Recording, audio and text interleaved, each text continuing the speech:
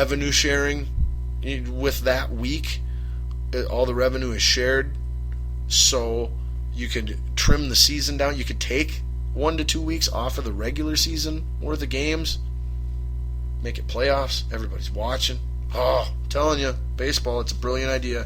You need to do it. Final bit of baseball news before we get to college football, wrapping up with, ironically enough, as well as Ball's Deep Thought of the Day, was in Washington, the Nationals. 2 of their players got into a very heated scuffle the other day. It was very entertaining and disturbing to watch, and how anybody could be on the side of one Jonathan Papelbon in this situation is ridiculous. You are simply a Bryce Harper hater if you take Jonathan Papelbon's side in this. Here's what happened, okay?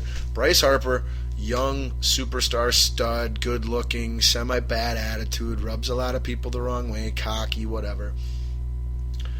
He hit a fly ball. Was an inning-ending fly ball. He went with disgust and, hit his bat on the ground a little bit and then ran to first. And by the time the guy caught the ball, he was getting to first. Pretty standard timing stuff.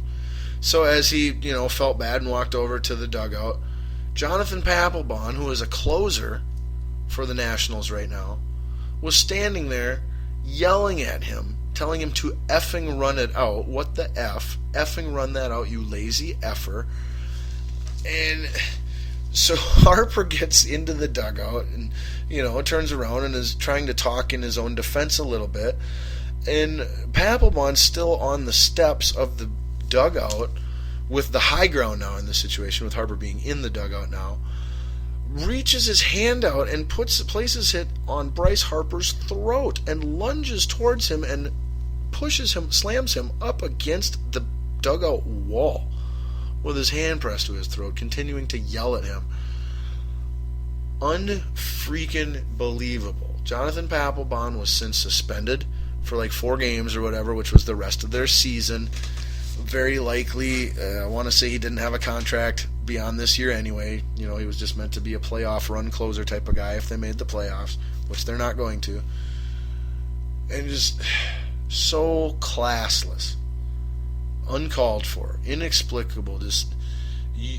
Jonathan Papelbon, you're a lousy human being, okay? I don't know you, I've never met you, but I can tell, I've learned enough by watching you on TV that I can make a fairly safe assessment, at least with, 90% accuracy, that you're just a douchebag.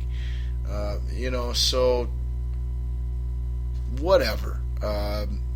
Maybe not best wishes in your future endeavors. Maybe you just go and enjoy the millions and millions and millions of dollars that you made while in Boston and the World Series rings that you got.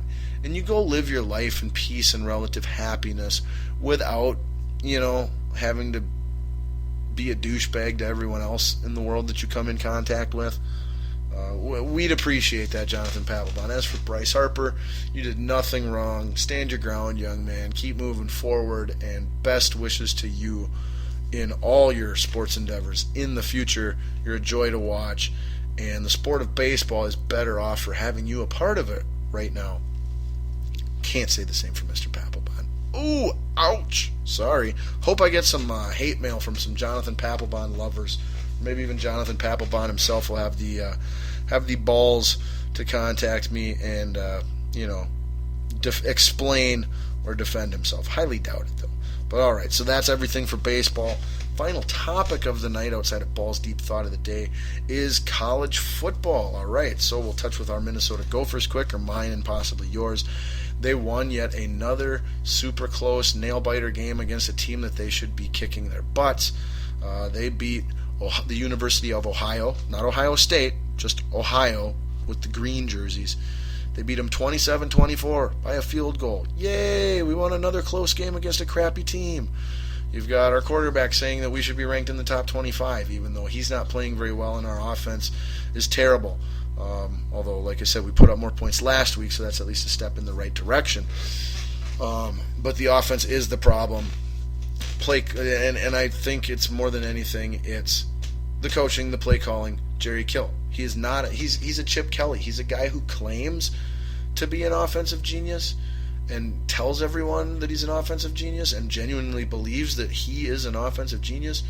But in all reality, he's not at all by any stretch of the imagination. He's fairly reckless and stupid and illogical and just stum.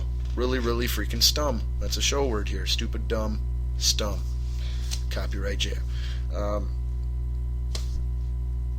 But so, what you're going to see, mark my words, coming up this week, Gophers start their Big Ten season, okay, against Northwestern. Now, almost every year, Northwestern isn't a game that you see on your schedule and you're worried about. But this year, lo and behold, it is. As the Northwestern Wildcats are currently 4-0 this season, and they are ranked 16th in the AP Top 25 poll. They also happen to be 17th in the coaches poll, and in the one I tend to agree with the most and put the most stock in, the college football power rankings, they are tied for 16th with Stanford. So, Northwestern is no joke this year, and God, I want to say that game might be at Northwestern too. If it's at Northwestern, Gophers, I think definitely have no shot and get somewhat embarrassed and exposed this week. If it's in Minnesota, we might be able to keep it close and respectable. We also might be able to come out with a slight upset in a very close game. But I am not high on this Minnesota Gophers football team this year at all, which is a shame because they have one of the top 15 defenses in all of college football this year.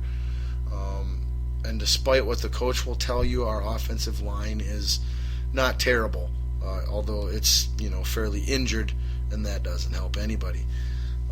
But so that's your recap and preview on the Gophers, and the Fire Jerry Kill tour can't start soon enough. I am not overreacting to that this year. I have said that ever since he became a coach here in Minnesota, that I want to see the program do well, and I hope he's successful. But I don't like this guy. Nothing about the way he coaches impresses me from an intelligence standpoint, and nothing about the way he presents himself impresses me from a personal standpoint. So that's my harsh feelings, but very honest on head coach Kill here at the Minnesota Gophers.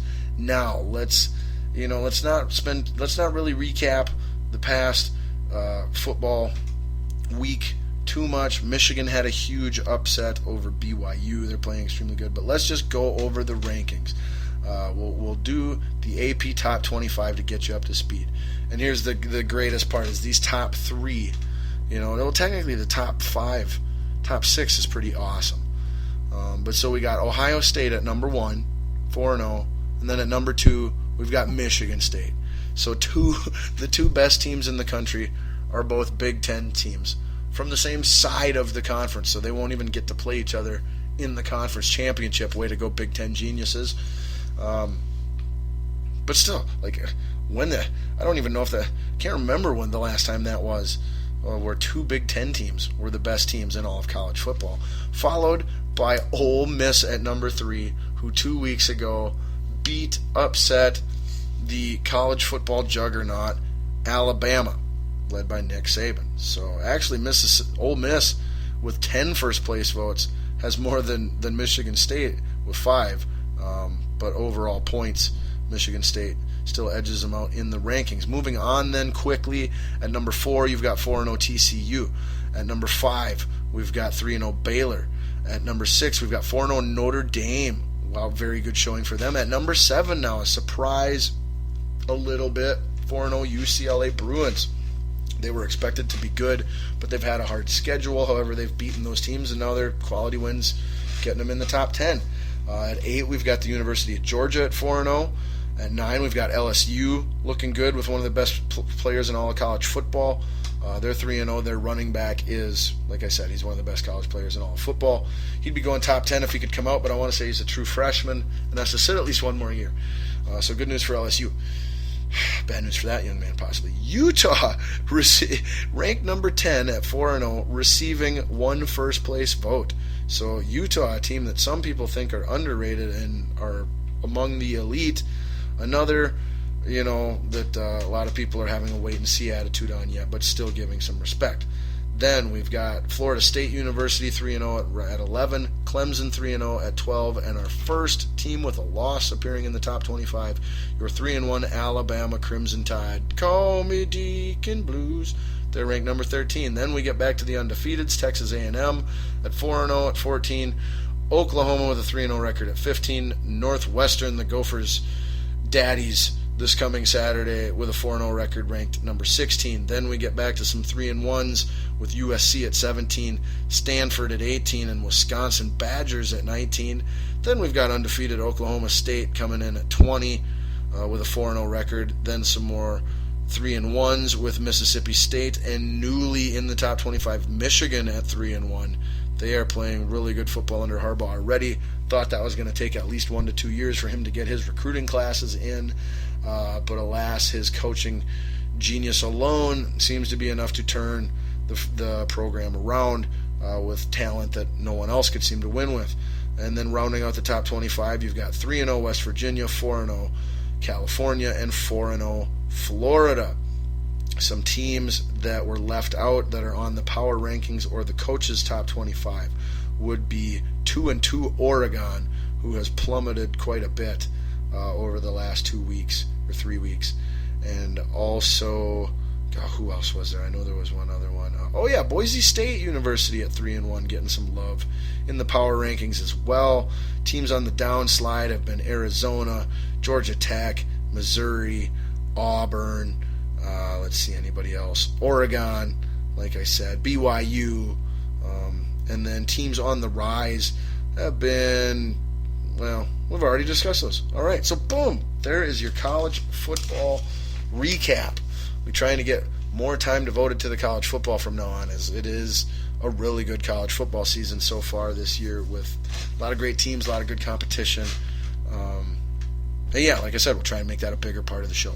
All right, we are to the end, final segment of the show. We will keep it quick as we've run over time as always. I can't thank you guys enough for listening. Whether you listen on Wednesday nights at 9 o'clock approximately on WNLMradio.com, or if you are taking advantage of the other platforms that we are brought to you by, the free Spreaker app, the free TuneIn app, SoundCloud, and YouTube. All you have to do is go on one of these platforms and search Balls Deep Sports Talk, and you can listen to the show whenever you like. You can listen to the newest episodes, you can listen to old episodes.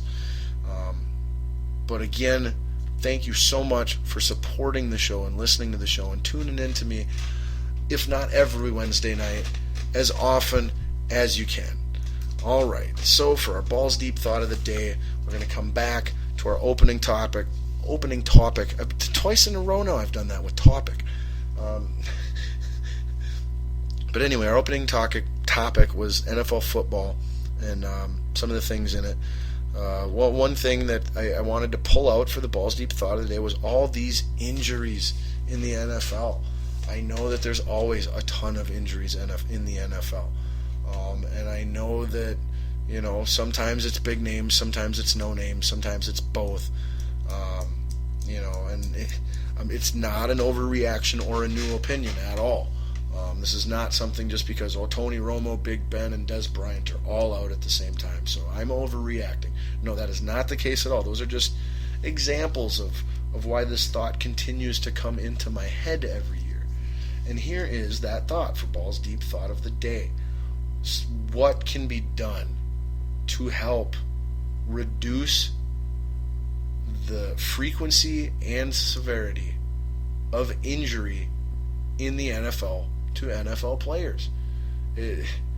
Too many money-making, big-name people it's just bad for business if you want to cut to the chase, which we will because we're low on time. It's bad for business if you're the NFL, let alone the humanity and compassion elements of it. We can't just accept it and throw our hands up and go, well, that's just the nature of the game. It's a violent game. Nothing you can do. People get faster and stronger, and it's a violent game. No. There is things we can do. One, we can enforce the rules way better so that guys who hit people on their own team or the opposing team the way that Andrew Sendejo do,